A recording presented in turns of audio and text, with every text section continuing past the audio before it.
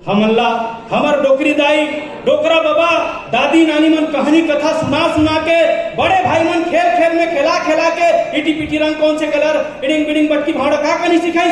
हम छत्तीसगढ़ी सीखेन, लेकिन आज छोटे लड़का के पीठ में बड़का बस्तर लाद दे हम। दुनिया भर के ट्यूशन भेजा थन, जानी जानी यस पापा नाना प्रकार के कविता रटवा थन। वो मन ईसन कहानी कंथली ले, ईसन कथा कहानी ले, आपके प्रवचन ले और आप सब विद्वान जन के गुण ज्ञान ले अनजान है। बोला तो ते ग्लोबल सपना दिखा था, अमेरिका दिखा था, जापान दिखा था, चीन दिखा था। अरे दिखाना है तो खैर चीटी गांव के पुतला दिखा, जिमाज व्यापारी कब्जा करे पर नहीं लग रहा है। तो ये चिंता की बात है।